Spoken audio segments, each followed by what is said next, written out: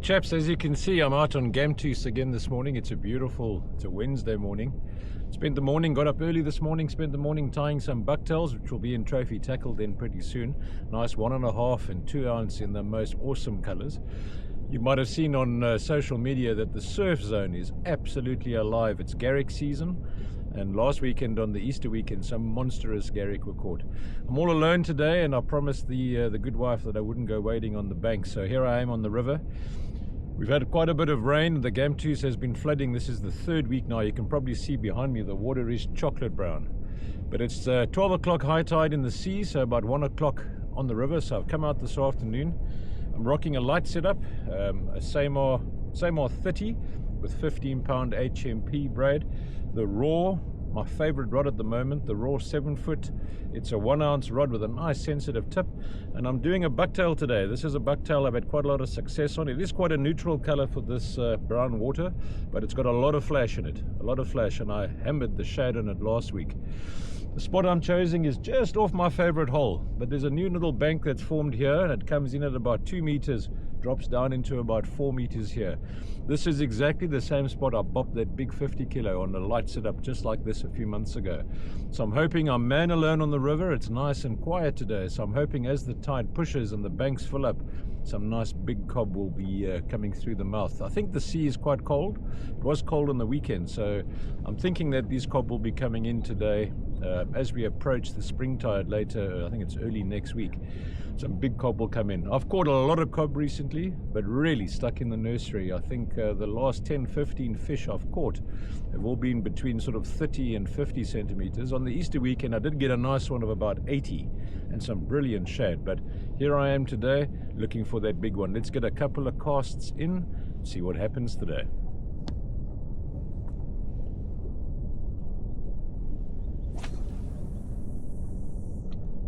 Right, my usual MO, guys. I'm just shouldn't take too long. There it touches bottom, and I'm just flicking that up, letting it touch bottom. Hopefully there's a stray shad around again. Those were quite nice, guys. I don't keep many fish, as you know. I try and release everything, but a good shad, man, a fresh shad is something to die for. That's probably the most sustainable fish and the most abused fish at the same time, but they're fast growing. I don't mind harvesting a shad from the river every now and then. Let's see if we can get tight, guys. When I see you again, hopefully it's with a bent rod. Right, well, that didn't take long. I think it was on my second cast. And I just lost it. Right, guys, so that didn't take long. I literally switched the camera off, made 2 casts in here, and I picked up what I think was a small cob. And I was just fumbling with the camera when it came off, and I thought, let me just check my hook point.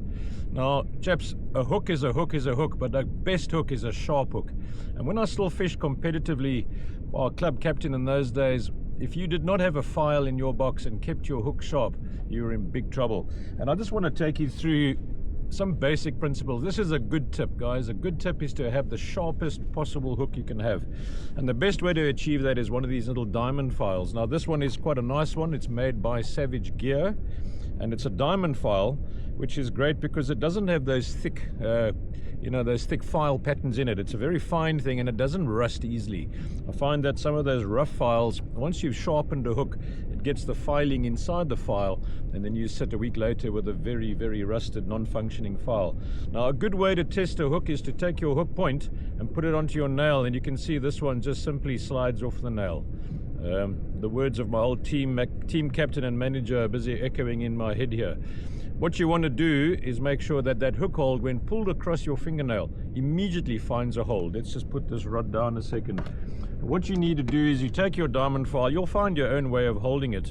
And the other nice thing about these is they're not a one-directional file. You can actually move them over the hook until you're satisfied that you've got a nice sharp point. And guys, let me tell you, you've seen me foul hook a lot of fish. I am particularly fussy about a sharp hook, so I'm finding myself sharpening hooks probably 3-4 times a day in my fishing. And I do believe, especially on the very bony mouthed fish, that hook hole gets a better hook hole when it's right into the jaw bones in those hard bits.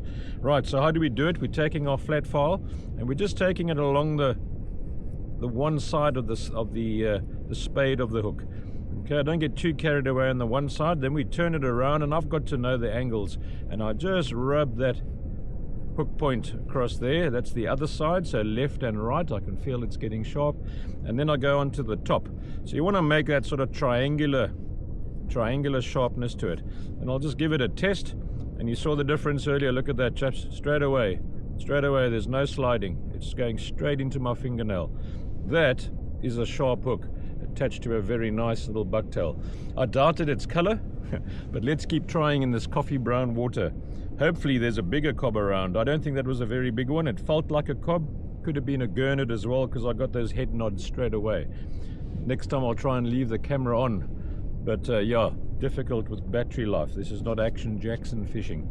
Let's see what happens. I might just move spot. I've noticed that the bank is actually a little bit to the left of me. So when you see me again, I might have just either anchored or fish off that opposite bank. But that's the spot I'm aiming at. You can actually see that slight little eddy forming there. The water is starting to push now, and there's a slight eddy forming over there, and I know that this is quite a hot spot. From the bank, it's about 5 steps and you'll be in 5 meters of water. And as the tide pushes and hopefully some mullets come in, the Garrick aggregate there and feed, and then from there they go down to the bank by the pollokies, the blue drums at least. But there's always a nice cob that hangs around. There's a reed bush just on the other side here for those that know Gamtoos. It has moved quite a bit, what with the flood coming down and the tides getting stronger. It has moved down a bit. This is where it sat before, but I'll probably find I'll anchor down to that side now. Have a few more throws. You know, I wasn't very confident, but 2 casts in and I bopped a little fish. Let's see what this bucktail does. As the water pulls in as well, or pushes into the system, it's going to clear up a lot more, because this is really just flood water that's now being pushed back up river. Right, let's have a few casts with the sharp hook, see what happens.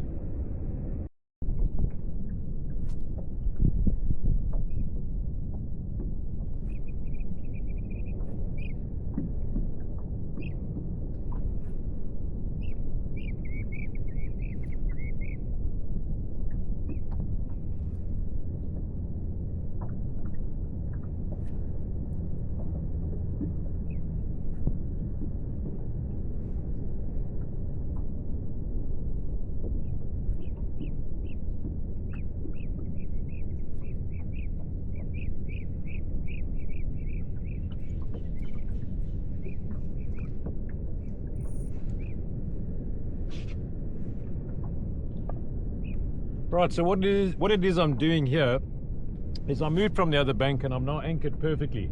I have on the river here exactly about 90 degrees to work with. So I'm casting along this 5 meter drop off from my left hand side. Then I know there's a bank that comes out here which forms that back eddy we were speaking about earlier. And then it kind of flows past this section over here, quite close to the bank, and it opens up into a larger area behind me. Down there is the parloky. So what I've been doing is I'm working the same bucktail, and I've made probably about 30 casts here now, and I work it methodically. I work it every sort of 20 or 10 meters backwards and forwards in this area, covering the whole 90 degrees that I have to fish in. Now I know the nature of a cob is he's an ambush predator. A lot of people think he's a guy that swims around looking for his food, but they'll come in from the sea. They generally come in and out of the estuaries quite often. They're not resident here, and the younger one's juvenile. But a cob will basically go to the same spots, and he'll look for some structure that he can lurk behind and ambush his prey from. Now this section of the Gamtoos is very pinched, and when the tide comes through here, the natural movement of the water makes undulations in the sandy bottom. And what the cob generally do is, as the tide starts pushing stronger, in an effort to conserve their energies, they lie in the hollow part of that undulation, which allows the tide then to flow over their head, and with very minimal effort they can hang inside that channel, and they will always ambush upwards. A very wise old angler told me the other day, where is a cob's head? Can he look up or can he look down? And the answer was he can only look up. So they're generally low to the bottom. They'll lie in that valley or that trough, and as a mullet or something swims overhead, he'll power up and he'll grab that bait. Cob also don't peck at something. You know, when you're rock and surf fishing on the beach, you normally get a bump or two, and then your rod goes down from a cob. Now, people on the misconception that a cob sits and bites a piece of bait, but he actually engulfs it. He opens up his gills, takes in a vast amount of water, and sucks the bait right in. And generally, those first two taps, the cob has that lure or that bait in his mouth already. A law and a rule of thumb, basically, I'm fishing in an area that's full of mullet, but if I feel the slightest knock on my line, just the slightest tap, I give it a strike. And I would say 30-40% of the time the result is a cob on the other end. Now, just like a bass, a cob knows what is food and what isn't food. And once he's engulfed that bait, he can in split seconds decide this isn't natural, this isn't what I'm after, and he ejects it. And if your hook doesn't find a hook hold naturally inside his mouth, he'll eject that lure and you won't even know about it. So lure guys, if you're fishing for cob, fish off the bottom, fish in structure, use your fish finder to find those undulations or rocks or banks in the river, drop-offs, structure where a cob can hide out of the main current, and that's where you're going to find them time and time again. I don't know how many times I know where there's a prominent structure, I've caught a cob in it, I've cast for another 10-20 minutes, moved spot, came back, and there's another cob in that same spot. So right, just getting back to how I'm fishing. So I'm putting the bucktail away now. I've pretty much covered this area. I'm pretty convinced that if there was a cob there and if he was inclined to eat that bucktail, he would have come up and snatched it already. It is a bit early on the tide, and as I parked here, I've seen a lot of grunter tailing. Now, we're late in the season for grunter. At least we are on Gamtoos. With this colder weather, they're less inclined to eat on the top water. But what I might do until the water really starts pushing in is I'll have a couple of throws with the other rod, and I'll explain to you what I'm going to do there. Then I might just shoot up to the lagoon area and just see if I can find a grunter on top water. Right, so what I've done is I've gone to my other setup, which ironically is another Okuma Raw. This is just the one-piece version of it. Again, I've got the same R30 on here, the same R HD, and I'm using the 15-pound braid. I've gone to my mermaid's tail, and again, I wasn't too confident on that dull-colored lure, but this certainly has enough bright color inside this dirty water, which is getting cleaner as the tide comes in. The new thing I'm trying is I've gone to quite a light jig head. This is a little, I think it's a 7 or 8 gram, so it's just... I think it's about a quarter, and I've got a nice big 5/0 hook on there. I'm going to do exactly the same. I'm just going to take my time, and I'm going to do about probably about 3 passes over this 90-degree area I was talking about, and letting this slowly bounce off the bottom. Because of the lighter jig head, I normally fish a 3/4 ounce here, but I'm trying to see if a little bit more air time or hang time produces a more reactive bite from the cob. Let's get it. Let's get a bait in the water. Let's see if the mermaid's tail does the trick. After that, I'll probably do a shiver stick. And that's my MO, guys. I'll normally come onto a spot and I'll fish the area in a fanned pattern, fishing maybe 3 types of lures. Normally, I'll start off with a mermaid's tail, then a bucktail, and then some form of sinking stick bait. And if I haven't got a pull or a tug or an indication, then I'll move spot. Let's get this guy in the water. Let's see if there's a fishy or two. The wind has started picking up, so I hope the audio comes out well.